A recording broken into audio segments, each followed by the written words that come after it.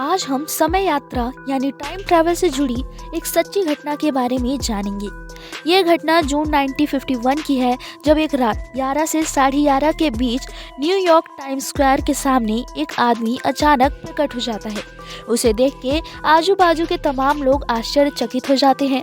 उसकी वेशभूषा वहाँ के सभी लोगों से भिन्न थी, क्योंकि उस व्यक्ति ने 1800 सदी के कपड़े पहने थे और वो व्यक्ति भी आसपास का माहौल देखकर हैरान और परेशान हो जाता है और घबरा जाता है, मानो जैसे उसे लग रहा हो कि वो किसी अलग ही दुनिया में आ गया है। इस बीच वो कुछ समझ पाए तब उसकी ओर तेजी से एक टैक्सी आती है और उसकी उस दुर्घटना में मौत हो जाती है। फिर उसकी लाश को पोस्टमार्टम के लिए मुर्दा घर ले जाया जाता है और जब उसके सभी चीजों की तलाशी ली गई तब उसके पास से बहुत ही आश्चर्यचकित कर देने वाली चीजें मिली।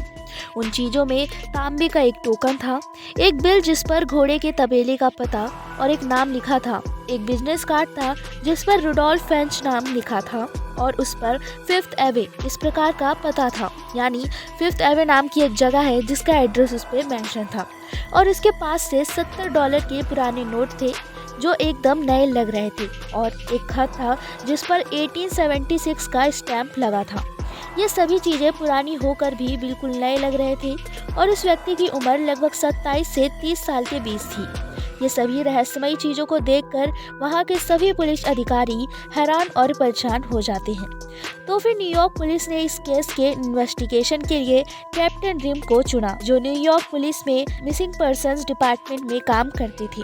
और कैप्टन रिम अपने काम में जल्द से जल्द लग गए। उन्होंने उस बिल और टोकन के अनुसार तबेले और सलून की खोज करनी शुरू कर दी, पर ऐसी जगह उन्हें नहीं मिली। फिर उन्होंने वहाँ के बड़े बुजुर्ग व्यक्तियों से भी उसके बारे में बातचीत की, उनको भी उस जगह के बारे में मालूम नहीं था।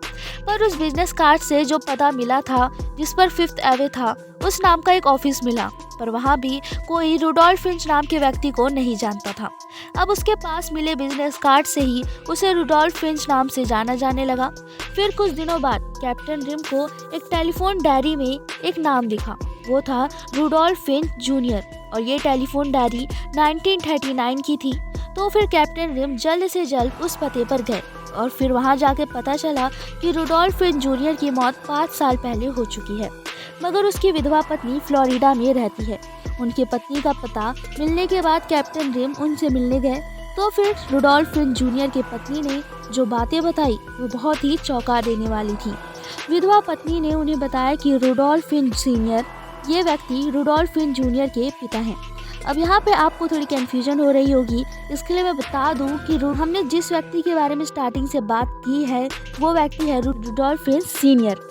ये व्यक्ति रुडोल्फ फिंच जूनियर के पिता हैं, ऐसा वो पत्नी कहती है। यानी जिस व्यक्ति के बारे में हम बात कर रहे हैं वो उस औरत के फादर इन लॉ हैं। और फिर वो औरत कहती है कि वो 29 साल की उम्र में 1876 में अचानक गायब हो गए थे। जब विधवा पत्नी ने बताया कि एक दिन शाम को वो सड़क पर घूमने गए थे, उसके बाद ना ही वो घर वापस आए और ना ही उनको तब से किसी ने देखा। इसकी पुलिस कंप्लेंट भी तब की गई थी।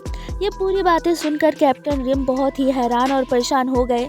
फिर उन्होंने 1876 की लापता लोगों की पुलिस फाइल देखी तो उन्हें विश्वास हो गया कि विधवा पत्नी ने जो बातें बताई वो सब सच थी। उस फाइल में जिस व्यक्ति का हुलिया और वेशभूषा का वर्णन किया था, ठीक उसी तरह से उस व्यक्ति से मेल खा रहा था जिसकी उस सड़क हादसे में मौत हो गई थी। इससे यह निष्कर्ष निकलता है कि रुडोल्फ फिंच ये व्यक्ति अचानक टाइम ट्रैवल करके अपने समय से 75 साल आगे भविष्य में आ गए थे, पर दुर्भाग्यवश वो कुछ समझ पाए, उनकी उस सड़क हादसे में मौत हो जाती है।